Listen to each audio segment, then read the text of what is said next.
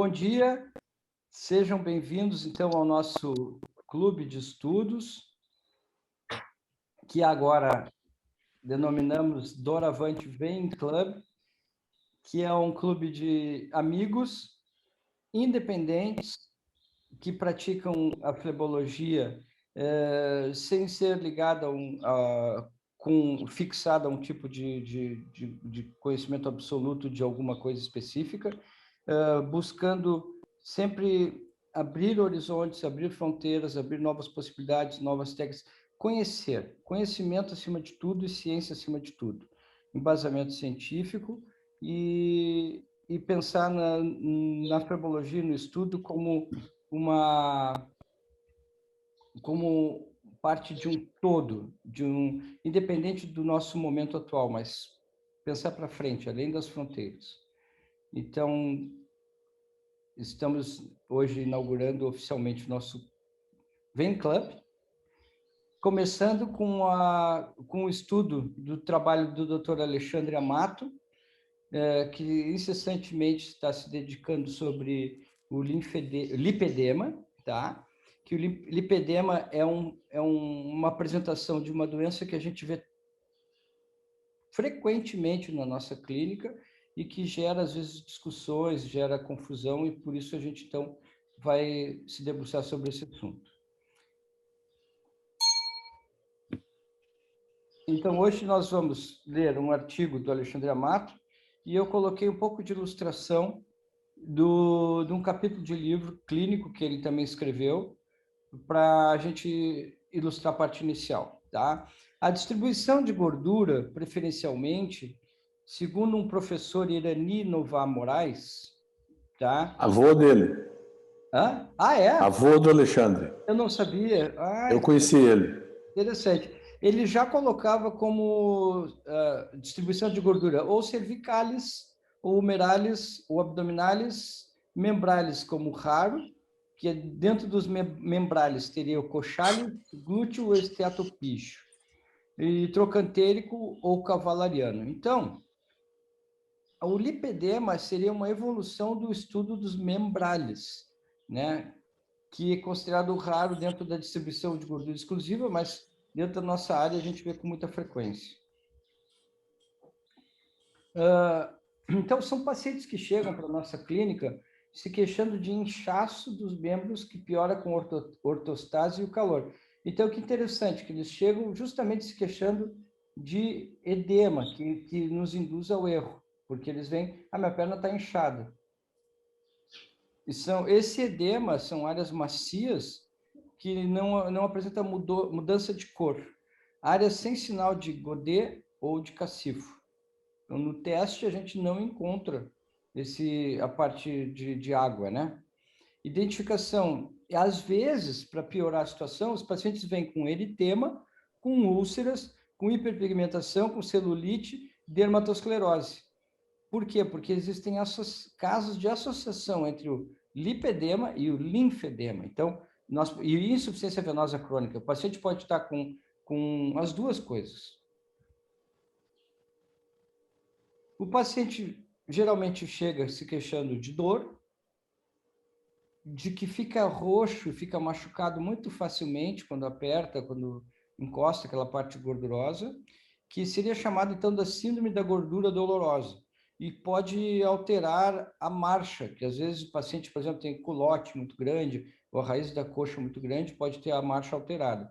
E existe desfiguração do corpo e sofrimento físico e psicológico. Eu lembro de uma paciente de 20 e poucos anos que ela caminhava com as pernas abertas, sempre esfolando a parte de dentro das coxas, e a gente tratou as varizes e eu mandei ela para o plástico. O plástico fez um procedimento. Essa paciente até hoje me procura, ela é super agradecida, não pelas varizes, mas pelo tratamento da gordura. E o paciente chega com frustração por diagnósticos errôneos. Porque se ela acha que é um edema, ou se o médico acha que é um edema, ele faz o tratamento para o edema e o edema não desaparece. E se o médico acha que é gordura, alguns médicos mandam, vai perder peso, depois vem me procurar.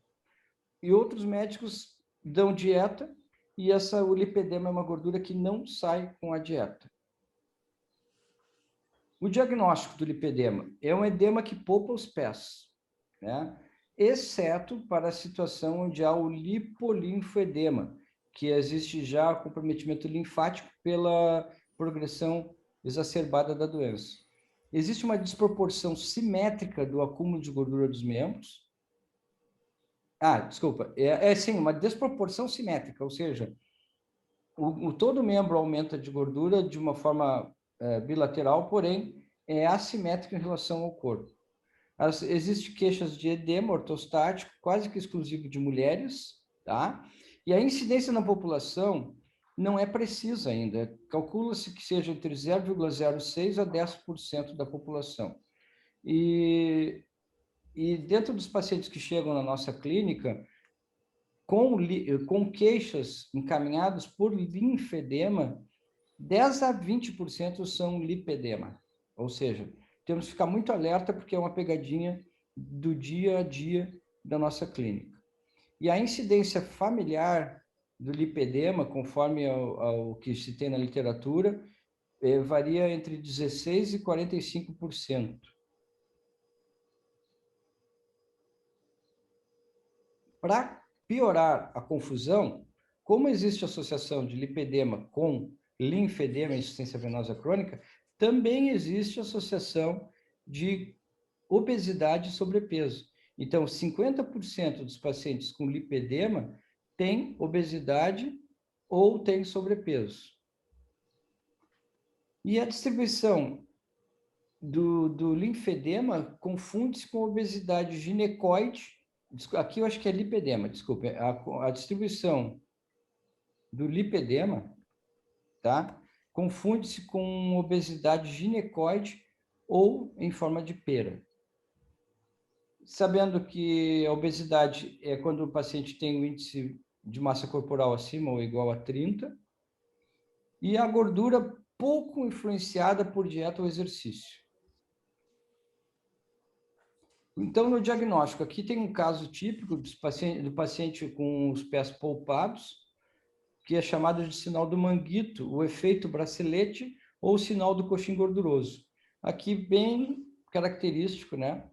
Que parece um manguito ali, o coxim gorduroso. Entrando em diagnóstico diferencial. Então, o tratamento para obesidade não diminui a desproporção. Então, o paciente pode fazer uma cirurgia bariátrica, ele diminui toda a gordura, mas ainda assim se percebe a desproporção de gordura dessa região. Os tratamentos para obesidade e para lipedema são diferentes. E as pernas em tronco de árvore ou elefante, que pioram com a progressão da doença. Aqui, então, a foto que ilustra o que a gente está falando. Aqui do lado direito, o paciente com lipedema, tipo de culote aqui, de culote, e no lado esquerdo, uma obesidade, né, onde o paciente tem a distribuição de gordura proporcional. Aqui um outro exemplo, onde a paciente com pós-cirurgia bariátrica, ela mantém o lipedema nas pernas e nos braços. A falta de melhora após a dieta e exercícios também pode levar a um senso de culpa ou de falha dos pacientes, que são levados a acreditar que não tentaram o suficiente. Os estágios da doença, então. Temos o primeiro estágio, onde a pele é normal, com alargamento da hipoderme, que imagino que seja até mais frequente da gente encontrar na clínica. Não esquecendo que isso aqui é um edema macio e que é uma deposição macia e é uma deposição que não varia ao longo do dia, sem sinais inflamatórios, originalmente, né? O estágio 2 tem desnivelamento da textura da pele com irregularidades da gordura e grandes montes de tecido crescendo como massas não encapsuladas. O estágio 3 é o endurecimento e espessamento do subcutâneo com os nódulos grandes e protrusão de coxins, acúmulos de gordura, especialmente nas coxas e em volta dos joelhos. Muito parecido com o linfedema, né? Essa foto. E o número 4, que seria o lipedema com linfedema, o chamado lipolinfedema.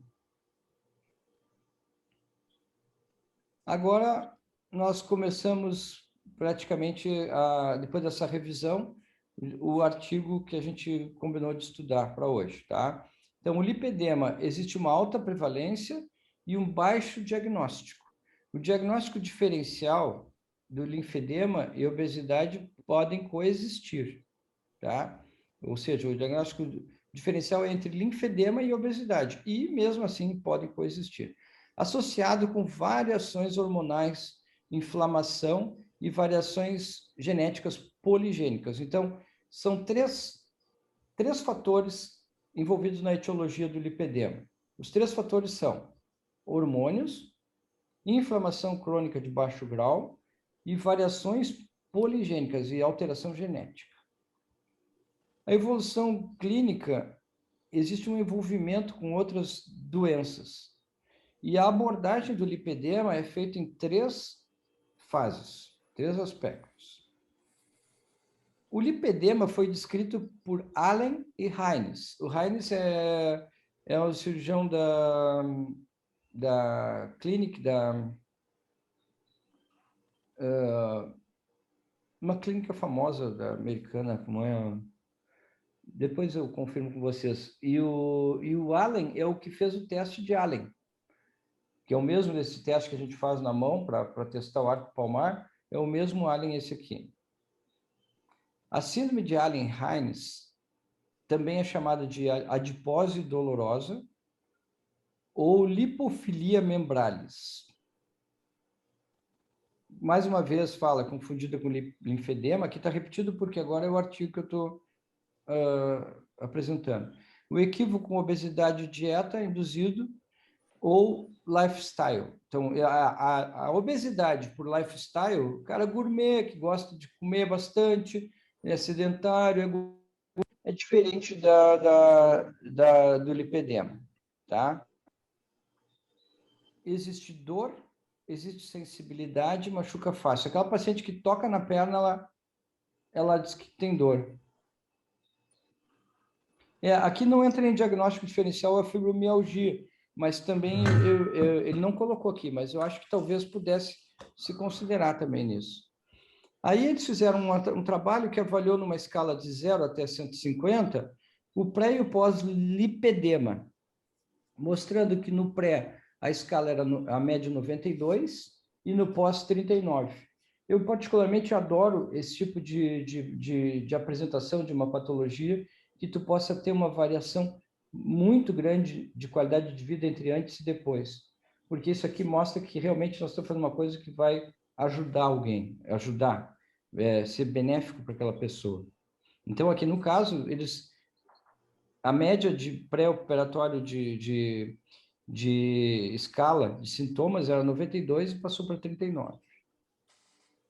O tratamento em 3 passos. Então, o tripé do tratamento é o tratamento clínico, o autorreconhecimento, da pessoa entender que ela tem esse problema, e a abordagem cirúrgica. Aqui é como se fosse um lifetime, tá? do lipedema, de como ele evolui. Tá? Então, aqui, o lipedema, onde tem o gama, o gama é onde começa. Então, aqui vocês observem. Essa linha amarela é a linha da evolução da deposição de gordura. Tá? A linha verde seria os sintomas que são cíclicos. Eles vêm e vão. Tá? As 2 linhas pontilhadas seria a evolução da doença sob controle e a evolução em verde pontilhada, a evolução dos sintomas sob controle, ou seja, um achatamento da curva, mas mesmo assim, a evolução dos sintomas sob tratamento não vai a 0. A linha basal ali, que está escrito o número 2, ele não vai a zero. Ele, mesmo sob controle de tratamento, existe possibilidade do paciente ainda ter alguns sintomas. E a número 1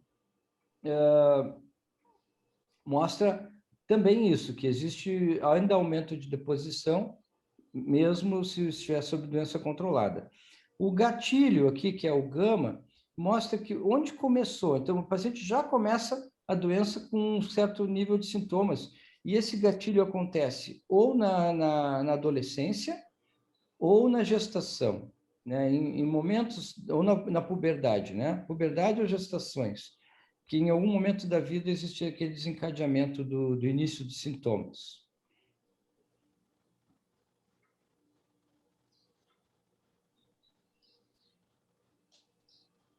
A estimativa, então, se a gente considerar em 10%, seria que 1 em 9 mulheres vão vir para a nossa clínica apresentando essa doença.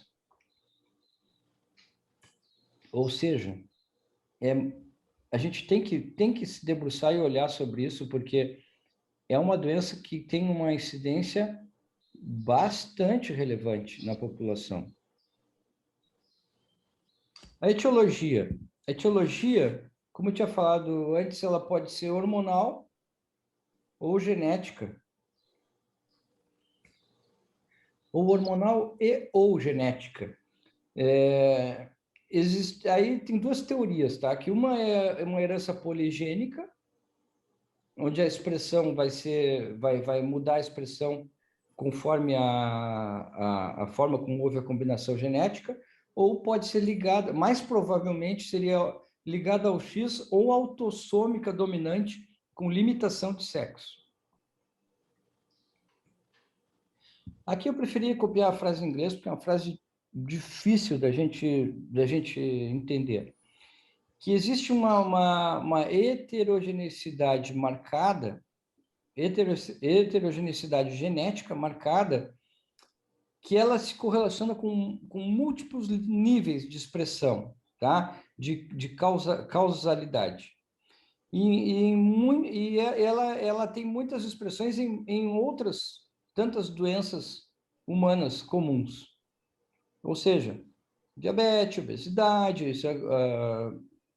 principalmente como essas que nós estamos falando, linfedema, mas então existe uma marcada heterogeneidade genética. Então, vamos falar sobre essa causalidade e a manifestação, que existem 3 tipos, tá? Um pouco aprofundado isso aqui, mas é bom a gente olhar. Seriam variações dentro de um mesmo indivíduo, ou seja, uma pessoa tem variações genéticas, mutações, ele coloca essa palavra, mutações genéticas dentro do mesmo indivíduo, que dão diferentes expressões dentro do mesmo indivíduo. Existem as variações genéticas dentro do mesmo gene, que dá uma doença, uma manifestação semelhante para indivíduos diferentes. E existem variações genéticas dentro do mesmo gene e que em indivíduos diferentes se manifesta com diferentes fenótipos. Tá? É enroladinho isso aqui, mas é só para mostrar, é o seguinte, que existe muita teoria, na minha conclusão, muita teoria e pouco conhecimento, tá? Porque muitas possibilidades, porque, certo, não tem nada... E ele fala que são teorias, não é nada comprovado. Em relação aos hormônios, então, existe uma deficiência hormonal devido à mutação do PIT1 familiar. Esse PIT1, eu imagino que seja alguma coisa relacionada à expressão genética. O lipedema, eles se encontraram no lipedema em homem, que não é comum, com deficiência do fator de crescimento e deficiência de testosterona, sem história familiar. Isso aqui ficou solto no texto, porque não se sabe se isso é um relato de caso, por que está sendo considerado essa colocação aqui. Agora, aqui seria uma definição da doença por Zell, eu não conheço, mas aqui sim justifica o artigo e a fonte. Ele propôs, então, que o lipedema que a teoria do lipedema em que o lipedema é uma doença poligênica regulada por estrógeno regulado, tá? Manifestando em paralelo com mudanças hormonais femininas, que leva a vasculopatia e linfangiopatia. A inflamação de nervos periféricos e da inervação de anormalidades simpáticas do subcutâneo também envolve o estrógeno, podendo ser responsável por neuropatia. Ainda mais a hiperproliferação adipocitária é um fenômeno secundário, mantendo isso um ciclo vicioso. Vocês lembram quando eu mostrei que sobe e desce. A deposição de gordura vem em ciclos e a evolução de sintomas também vem em ciclos. Agora, então, nós vamos aprofundar isso aqui que está explicado aqui, tá? Que seria a inflamação. A inflamação, eu vou fazer um parêntese aqui. A inflamação, o Dr. Cavesi já vem defendendo essa bandeira há muito tempo, né? Que a inflamação e a alimentação, ela também está relacionada à doença venosa crônica.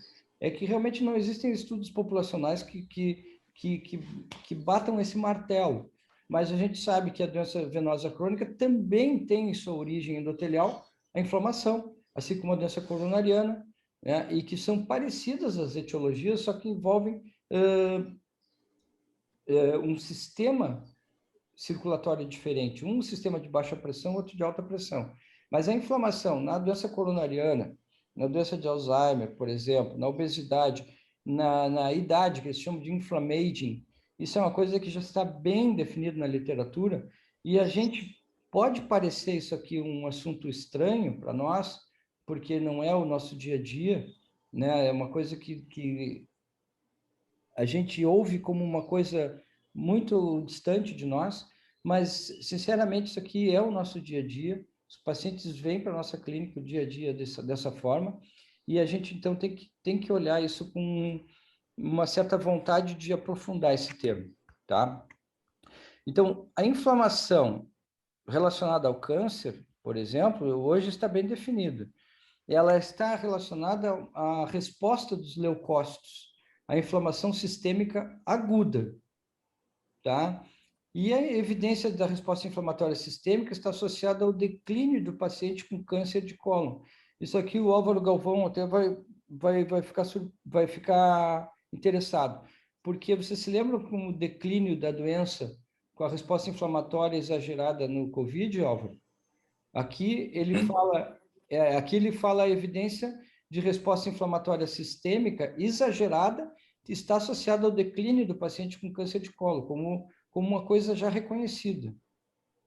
Ou seja, tem muita coisa que a gente ainda não sabe nessa área de resposta imunológica, de inflamação, né? Sim. Então, aqui ele considera as CNDCs, que seriam as doenças eu devia ter colocado o nome aqui, mas são doenças que não são, não tem uma relevância tão grande assim, mas que são crônicas, decorrentes de inflamação crônicas. Doenças não notificáveis. São condições cardiovasculares, por exemplo, a doença coronariana, o AVC, que são ligadas à inflamação crônica. Alguns cânceres, algumas condições respiratórias crônicas, e a diabetes, tipo 2. E a inflamação crônica de baixo grau, ela não é importante como a doença, como a inflamação que acontece nas doenças infecciosas. A inflamação não existe uma grande inflamação, não vão achar uma diferença muito grande em marcadores inflamatórios. Existe uma diferença sim, porém não são com valores tão altos quanto de uma doença infecciosa, como, por exemplo, sei lá, agora na moda, o COVID, por exemplo, tá? A inflamação crônica de baixo grau, ela tem sido player-chave de muitas dessas doenças que não são... eu não lembro o termo exato que ele usou. Doenças crônicas não notificáveis, vamos dizer assim. Podia até dar uma olhadinha, deve ver se tu... Não tem? Tá. A aterosclerose, a resistência à insulina, que são doenças que liberam citocinas. E liberam também as proteínas do fígado, que principalmente a proteína C reativa. Então, hoje a gente sabe bem claro, para a doença coronariana, por exemplo, a proteína C reativa é um marcador de inflamação. Então, os efeitos... Aqui vamos falar um pouquinho sobre o exercício físico, que é uma das bases, então, do tratamento para o lipedema. O exercício físico, os efeitos têm sido revisados extensivamente sobre o efeito cardiovascular, sobre a diabetes, sobre o câncer de colo e câncer de mama. O músculo aumenta o número de citocinas com atividade anti-inflamatória. Então, são citocinas diferentes da interleucina 6, do fator de necrose tumoral. Esses aqui são diferentes, são citocinas com atividade inflamatória, chamadas de mioquinas, onde se é considerado que o miócito, a célula muscular, ela é considerada como um órgão endócrino, ou seja, comparando as citocinas musculares como hormônios, que elas têm uma atividade importante anti-inflamatória. Então, a inflamação crônica de baixo grau, ela tem principalmente, aqui está errado, aqui é TNF-alfa, não é TNT-alfa.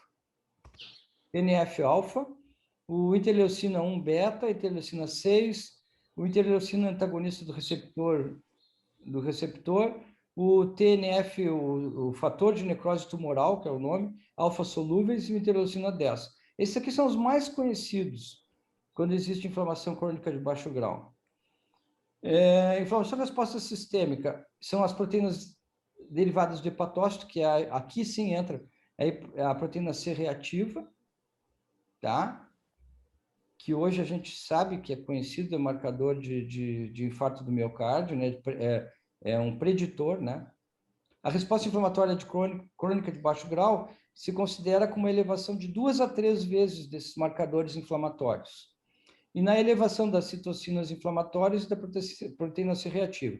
Presume-se que a origem do fator de necrose tumoral é o adipócito. Então, existe uma relação íntima com essas citocinas e o adipócito. Aparecem doenças diabéticas, doenças cardiovasculares, eles têm marcadores muito abaixo do que se tem em presença de infecção, já tinha falado. Eles aumentam com a idade, com a obesidade e com o cigarro. Os níveis de TNF-alfa e o interleucina 6 são preditores de infarto. A proteína C são os marcadores, por exemplo, melhores do que o LDL, lipoproteína de baixa densidade. O interleucina 6 facilita a lipólise e a oxidação da gordura. Depois, se vocês toparem, eu tenho um artigo brasileiro sobre oxidantes e antioxidantes, que é muito elucidativo sobre isso. E eu acho que a gente sai um pouco um pouquinho só fora da flebologia, mas a gente tinha que ler, se você não se importar, eu leio, sobre estresse oxidativo, radicais livres, como se formam e como o próprio organismo combate isso. Adipócitos secretam citocinas pró-inflamatórias, inibem a sinalização da insulina, controlam moduladores inflamatórios como o fator nuclear, aqui são células killer, fator killer B e C1 não sei o que é um nitrito terminal quinase, pelos caminhos da API. Isso aqui está muito aprofundado. Essas ações perpetuam a reação pró-inflamatória. Então, o que interessa para nós saber que os adipócitos perpetuam a reação pró-inflamatória, diminui a sensibilidade à insulina e parece que fazem vasoconstrição, que diminui ainda a penetração da insulina. Diminui a expressão da adiponectina, que é um anti-inflamatório e tem efeitos sintetizadores de insulina. Aqui a correlação, então, é por isso que existe correlação entre diabetes tipo 2 e índice de massa muscular alto. O cigarro, ele faz inflamação pulmonar crônica, então essa inflamação fica presente no corpo. As moléculas pró-inflamatórias existentes na fumaça, existe uma atividade pró-inflamatória do cigarro e com uma ativação direta do GNK, que eu não sei o que é, relacionado com ganho de peso, e é sugerido ser o responsável pelo ganho de peso em diabéticos. Tudo da fumaça de cigarro. Conclusão, que tem que haver um controle desse baixo grau de inflamação, que seria, então, tentar tirar tudo que existe de inflamação de baixo grau no corpo. Depois eu posso falar um pouquinho sobre dieta, porque eu estudei bastante isso aqui por causa da minha apresentação no IMEP, que foi relacionada à alimentação e inflamação. E a autovigilância dos gatilhos inflamatórios. E o terceiro ponto, então, que depois o Amato entra bastante nisso, que a gente pode entrar, seria a lipossucção e a dieta cetogênica. Com isso, acho que a gente até me estendi um pouco, foi essa apresentação de hoje, e na ordem gostaria de ver os comentários, doutora Daiane, doutor Marcondes, doutora Nara, doutora Fernanda e doutor Álvaro Galvão. Vai. Lady first. Tá ouvindo? Entrou? Tá. Bom, achei bastante interessante esse assunto e, coincidentemente, né, ou não, nos últimos meses tem chego algumas pacientes com queixas que a gente acaba fechando em lipedema, né? São pacientes que têm varizes também, que vêm nos procurar para ter uma melhor estética, para ter uma melhora da aparência das pernas relacionada às varizes, mas a gente acaba vendo que muitas vezes a queixa da paciente é: ai, minha perna é muito inchada, e elas querem tratar as varizes, às vezes CAP2, buscando uma melhora do torneamento da perna, da panturrilha, achando que vai deixar o tornozelo mais fininho. E quando a gente começa a investigar, vê que é uma paciente que, quando vai fazer o exame físico, ela já tem dor, ela tem a perna, tem essa sensibilidade de estar sempre roxa, né? Isso chama bastante atenção. E numa dessas pacientes, até veio nos últimos meses, ela é uma paciente pós-bariátrica, com lipedema ali no estágio 3, de repente, já, que eu tive a oportunidade de conversar com o doutor Amato sobre ela, encaminhei umas fotos. E uma coisa bem interessante que ele até me alertou, ele disse: só toma cuidado, porque muitas vezes o tratamento de varizes descompensa o lipedema. Então, às vezes, a paciente, na ânsia da gente querer resolver, fazer alguma coisa que está no nosso alcance de sair tratando as varizes, fazendo cirurgia, acaba descompensando o lipedema, dando mais dor, dando mais desconforto e piorando a parte do inchaço ali. Outro ponto também que eu achei bem interessante, e que já é uma coisa que se tem estudado mais, né, no lipedema, o quanto é uma doença inflamatória.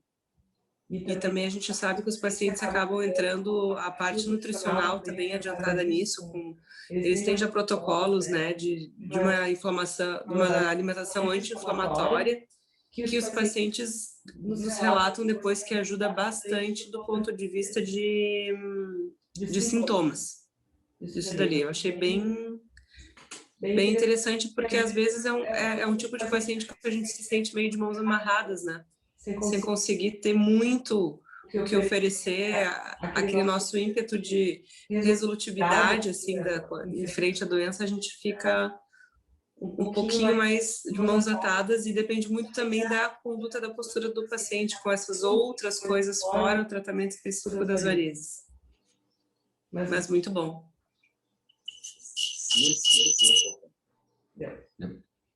Doutor Marcondes.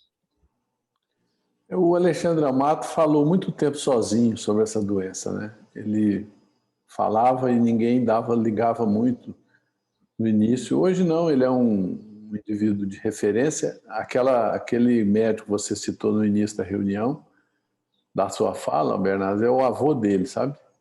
Ele é avô por parte materna. Ele foi um professor da USP, foi grande, ele tem um livro escrito de angiologia. Na época que não se escrevia livro nenhum, a gente não tinha literatura, no início da década de 80, ele escreveu um livro sobre angiologia, né? Ele escreveu um capítulo no livro do Alípio Corrêa Neto, que foi o grande cirurgião da USP, o que desencadeou toda essa formação de todo mundo, que é o Luiz Edgar Puch-Leão, que é o pai do Pedro. Eu tive a honra de conhecer. E na época o professor Irani foi o primeiro indivíduo que eu vi fazer ele fez cirurgia usando um reto sigmoidoscópio para fazer ligadura de perfurante na perna. Ele bolou essa técnica. Eu lembro disso. Que desencadeou, muita gente fez essa ligadura e tal. E o Alexandre Amato, o Amato não é do nome do Irani, né? O nome do Irani é o Moraes. O Amato é do pai dele, que também é vascular, o pai do Alexandre. E o Alexandre, muito estudioso, ficou muito tempo falando sozinho de lipedema. E ninguém ligava muito. Hoje, essa doença é muito bem estabelecida, a gente tem esse paciente no consultório, ele era invisível para nós, ele entrava no consultório e saía sem diagnóstico, né? Você pensava que era retenção hídrica, linfedema, ele saía com vários diagnósticos de lá e você não fazia nunca o diagnóstico, porque é uma doença de difícil tratamento. As mudanças de hábitos são muito radicais, que está associado a uma paciente normalmente sedentária, normalmente com um nível inflamatório muito alto e difícil de tratar. Tanto que o Alexandre até montou um curso, né? Hoje, o ano passado, parece, o ano retrasado, ele começou a dar um curso na clínica dele, que envolve desde lipoaspiração até aula com um nutricionista, para você orientar uma dieta pouco inflamatória, né? Que a gente sabe que os carboidratos hoje são os grandes inimigos nossos provocando a inflamação que a gente tem. É o doce, é o que tem de açúcar, é o carboidrato. Então, assim, essa doença passou a ter um valor muito grande na clínica do angiologista. Hoje eu valorizo muito. Agora, confesso que é muito difícil tratar, você não consegue mudar muito o rumo da conversa com esses pacientes, né? São aquelas pacientes que têm culote, ou que têm a coxa muito grossinha, as pernas grossas, né? E que você não consegue mudar. Eu tenho muita dificuldade em tratar esses pacientes, eu não sei no dia a dia de vocês aí, a gente faz o diagnóstico, fala para o paciente, vai na internet e mostra aqui o que você tem. E a paciente se identifica com as imagens e tudo, é exatamente o que ela tem, mas você mudar aquilo lá pegar um submarino de 2 toneladas e fazer uma curva com ele. É muito difícil. É fácil fazer o diagnóstico, mas difícil de tratar. Então, eu hoje consigo diagnosticar, trato com muito pouco, né, drenagem, eu não faço lipoaspiração, eu tive lá com o Amato uma visita só formal, porque eu tenho muita consideração por ele. Fui lá na clínica dele, a gente tomou um café, almoçamos junto e tal, mas é difícil fazer lipoaspiração nesses pacientes, eu não sei se alguém aqui já fez, é complicado, não é uma coisa muito fácil, não. Mas então, a ideia da aula foi muito boa, Bernardo, parabéns pela iniciativa, porque o lipedema ele existe, ele está no meio de nós, não é tão comum, mas ele existe. Era isso o meu comentário, que eu tenho dificuldade de tratar a doença. Doutora Nara?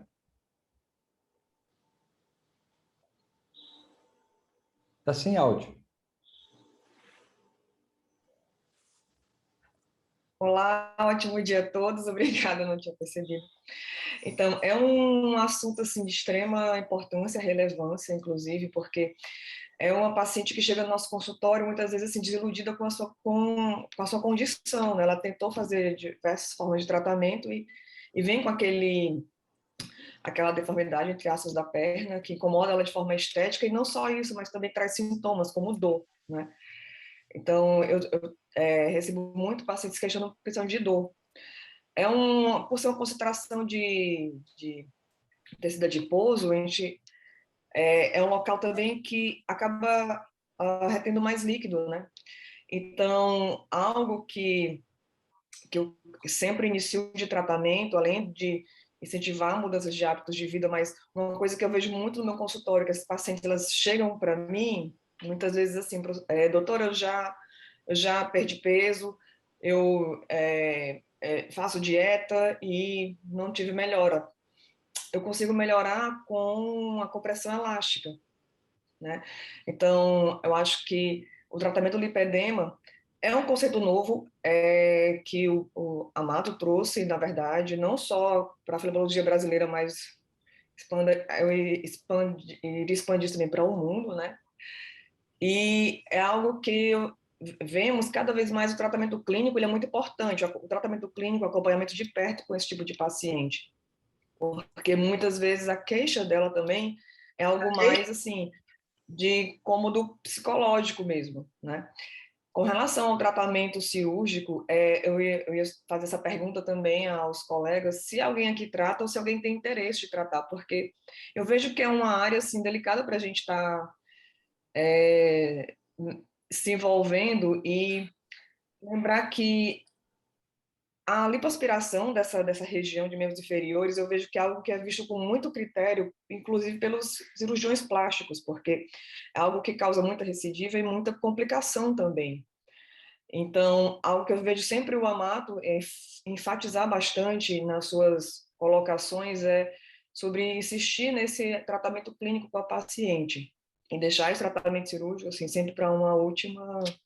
Mas eu gostaria de saber se os colegas fazem, ou se tem interesse, inclusive, de fazer essa técnica cirúrgica. Fernanda. Oi, bom dia. Eu achei o assunto extremamente relevante, principalmente para nós, cirurgiões vasculares que trabalhamos com flebologia, porque uma das principais queixas do nosso consultório no dia a dia é edema, né? O edema, o inchaço nas pernas.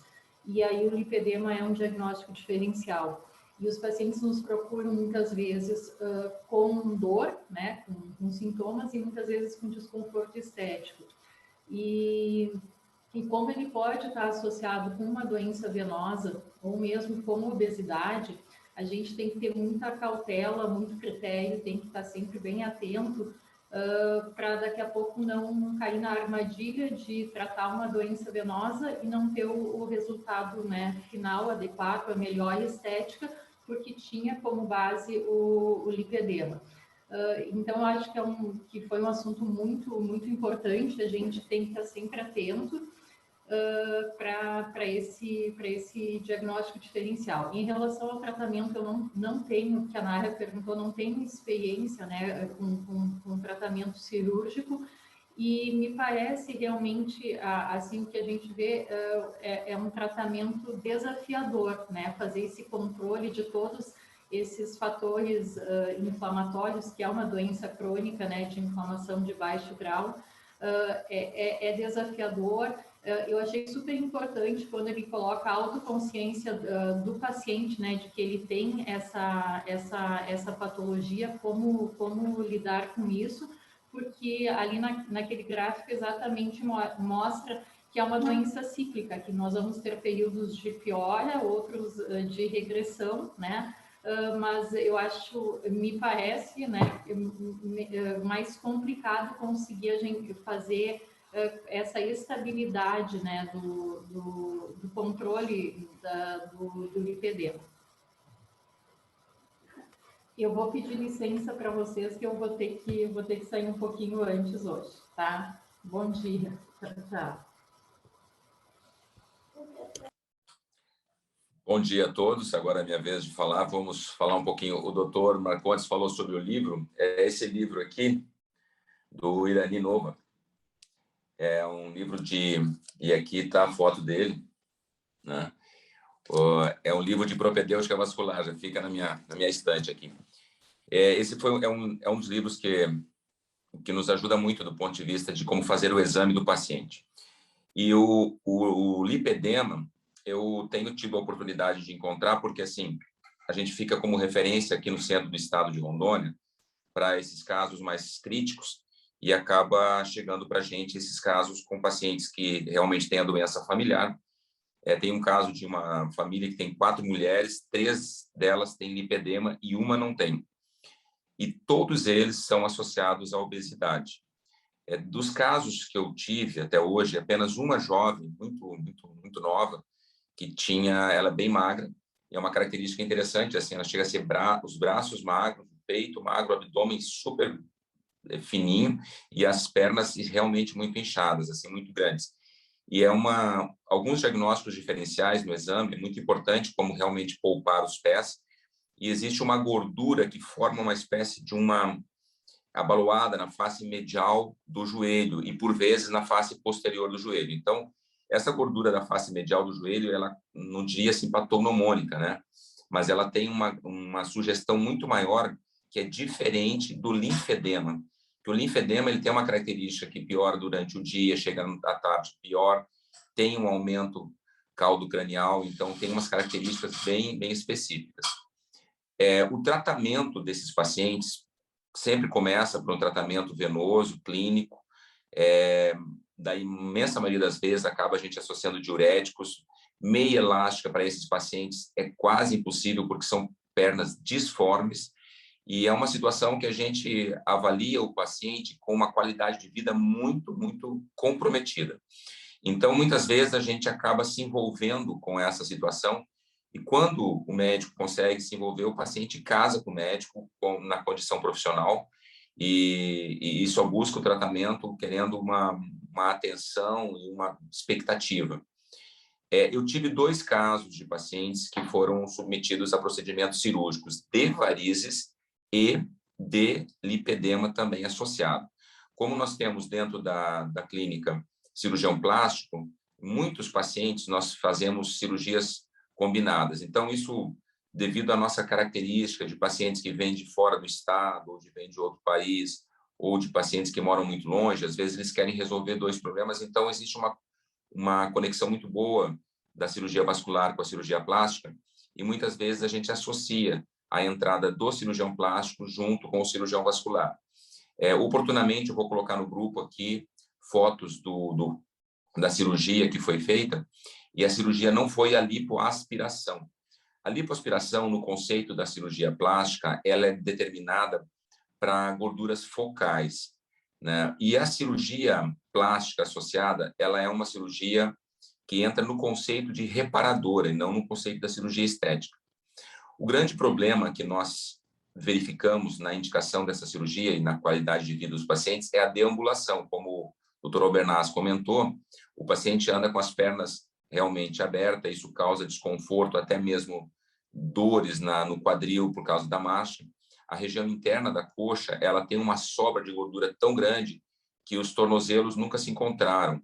Então, é uma situação extremamente difícil, às vezes até os joelhos ficam muito distantes. Então, o lifting, que é a retirada de uma gordura, existe uma técnica muito bem descrita, que é uma técnica navicular, que é feito um navicular na coxa, um navicular na perna e um navicular na virilha, daí na forma transversal, tentando evitar o máximo possível a lesão dos linfáticos. É importante ressaltar que toda essa técnica ela é baseada na técnica da cirurgia plástica, em que a cirurgia plástica não aborda o paciente abaixo da face de escarpa. Então, assim, porque a grande parte dos linfáticos estão abaixo da face de escarpa. Então, tudo que deve acontecer na cirurgia plástica tem que ser acima da face de escarpa. Por isso que eles não gostam de operar paciente gorda, porque aí a face de escarpa também vai se distanciando e os resultados não são tão bons.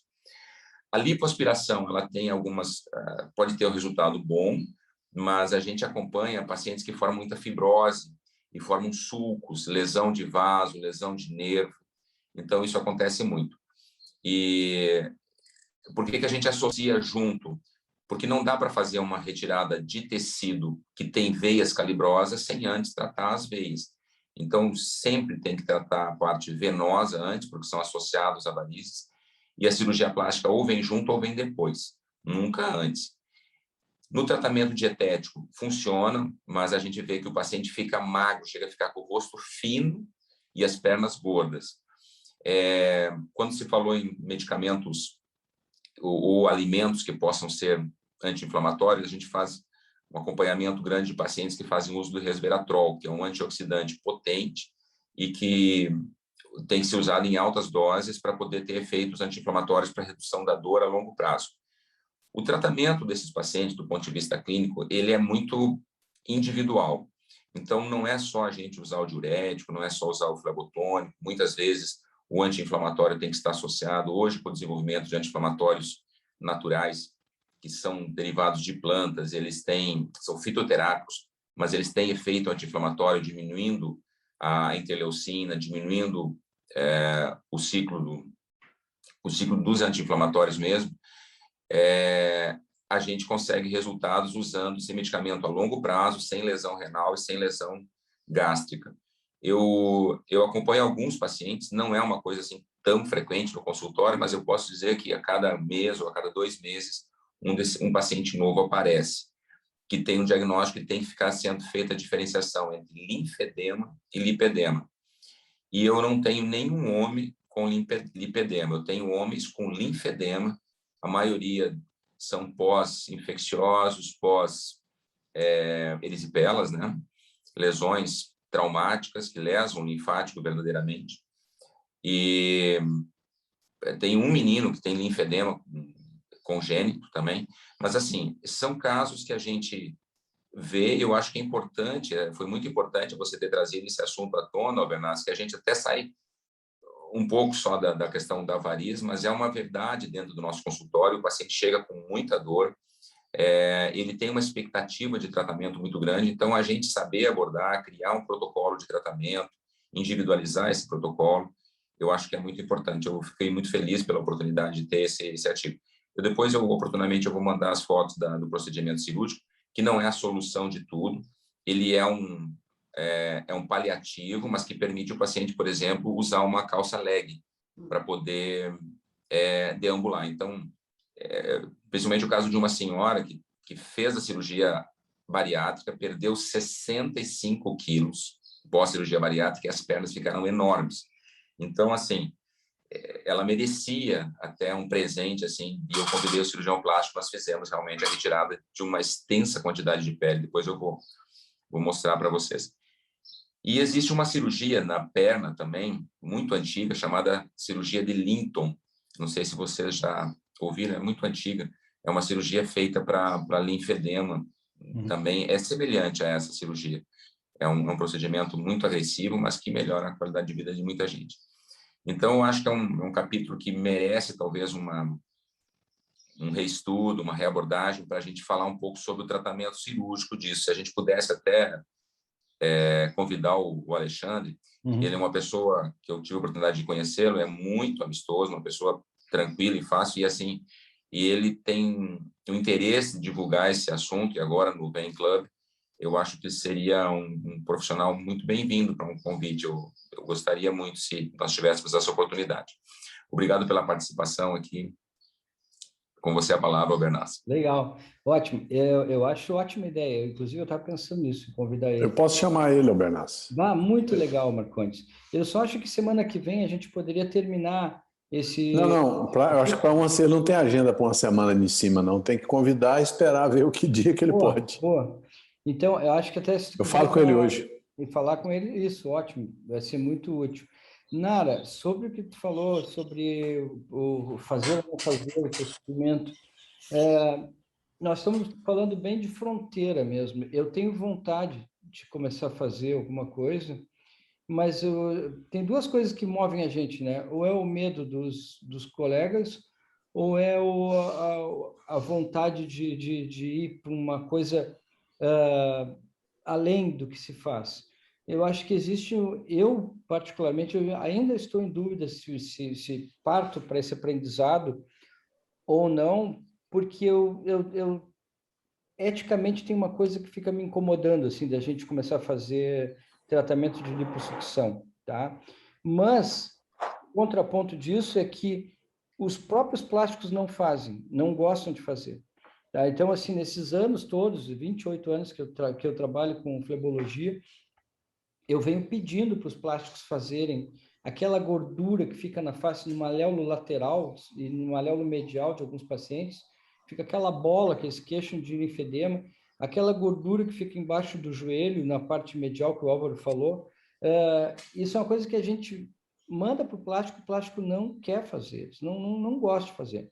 E às vezes eu fico pensando, será que o Alexandre não está dando o tiro certo? Porque isso daqui a pouco é da nossa especialidade, porque a gente está trabalhando no meio dos linfáticos, no meio das veias, e é uma doença que é associada, os pacientes são nossos, eles vêm para a clínica atrás do tratamento conosco, então, daqui a pouco, acho que não seria tão antiético a gente fazer uma coisa que ninguém quer abraçar e que traz uma resposta de qualidade de vida tão grande para os pacientes.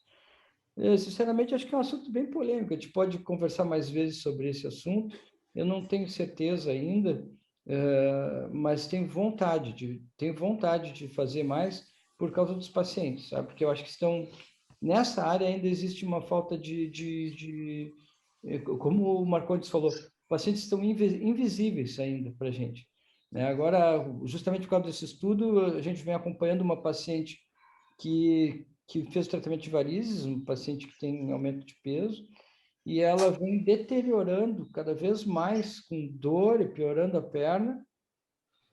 E agora a gente pediu marcadores inflamatórios para ela e todos deram elevados, todos.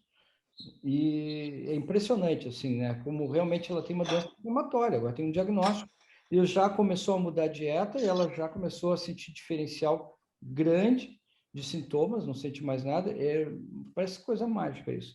Mas vale a pena, eu acho, a gente estudar mais isso, porque é bem relevante. Eu não vou me estender, eu imagino que semana que vem, então, a gente continua com esse capítulo, eu vou passar para vocês. E boa semana a todos e sejam iluminados. Ótima semana, como diz a Nara, né? Ótima semana a todos. Bernaz, Oi. acabei de fazer o convite para o professor Alexandre Amato. Ah, ótimo, ótimo. Mandei no WhatsApp, eu tenho o zap dele privado aqui, e ele é um sujeito muito elegante, né? Muito fino, e com certeza vai nos atender. Ansioso. Ainda mais que agora ele pode participar de um fan club. O Álvaro, eu tenho um assunto privado com você. Tá bom. Eu vou encerrar a gravação aqui, então. Então tá. Um abraço a todos, boa semana. Tá ótimo.